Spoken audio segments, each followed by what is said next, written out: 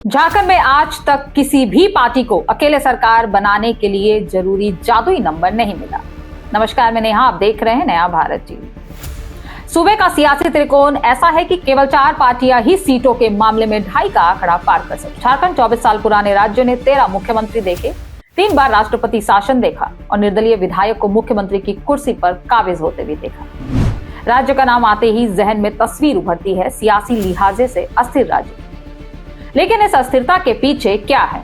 इस अस्थिरता के पीछे है सूबे की सत्ता का वो अंकगणित जिसे साथ कोई भी सियासी दल बहुमत के लिए जरूरी 41 के जादुई आंकड़े तक नहीं पहुंच सका।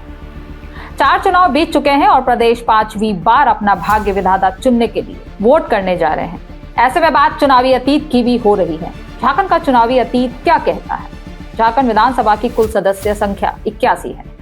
81 सदस्यों वाले सदन में बहुमत के लिए जरूरी जादुई आंकड़ा 41 सीटों का है। देखने में यह संख्या भले ही कम लग रही हो, लेकिन झारखंड के चुनावी समर में उतरने वाले हर दल के लिए यही संख्या किसी बहुत ऊंची पर्वत चोटी से कम नहीं है। कम से कम अभी तक हुए 4 विधानसभा चुनाव में तो कोई भी दल इस आंकड़े तक नहीं पहुंच सका है। झारखंड चुनाव 2024 में भारतीय जनता पार्टी को 37 विधानसभा सीटों पर जीत मिली थी और यही सूबे के चुनावी इतिहास में किसी दल का सर्वश्रेष्ठ प्रदर्शन है।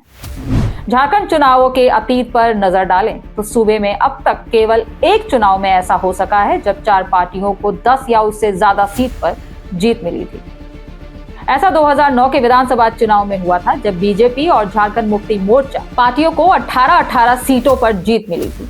तब कांग्रेस ने भी 14 पर झारखंड विकास मोर्चा ने 11 सीट जीती थी। 2009 के विधानसभा चुनाव से पहले या उसके बाद ऐसा कभी नहीं हुआ जब 3 से ज्यादा पार्टियों की सीट 2 अंकों में पहुंची। झारखंड के 2 चुनाव ऐसे भी रहे जब सियासी दल 30 के फेर में फंसे। 2005 के झारखंड चुनाव में बीजेपी सबसे बड़ा दल बनकर उभरी, लेकिन सीटें उसकी 30 थी। यही इतिहास दोहराया गया 2020 के विधानसभा चुनाव में भी। साल 2020 के झारखंड चुनाव में जेएमएम सबसे बड़ी पार्टी बनकर उभरी और उसकी सीटें भी 30 ही रही। 2005 में जेएमएम 17 सीट जीतकर दूसरे नंबर पर रही थी और तीसरे नंबर की पार्टी कांग्रेस 9 सीटों के साथ सिंगल डिजिट में रही थी। 2020 के चुनाव में भी नंबर 3 कांग्रेस ही रही, लेकिन सीट इस बार 16 थी। झारखंड के इस चुनाव में पुराने ट्रेंड को देखते हुए हर दल सतर्क है और उसी के हिसाब से रणनीति सेट कर अलग अलग दलों और छोटी पार्टियों के साथ चुनाव मैदान में उतरा है।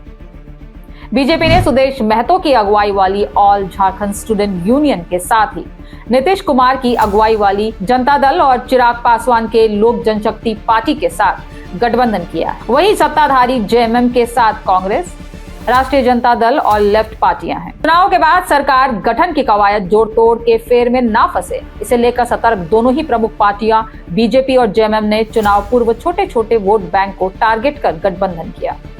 अब गठबंधन का ये गणित किसके लिए कितना मुफिद साबित होता है, यह 23 नवंबर की तारीख बताएगी। इस वीडियो में इतना ही। वीडियो अच्छी लगे तो शेयर कर दीजिए। हमारे चैनल नया भारत टीवी को सब्सक्राइब कर दीजिए और यदि कोई सुझाव देना चाहते हैं तो कमेंट बॉक्स में आपका स्वागत है। नमस्कार।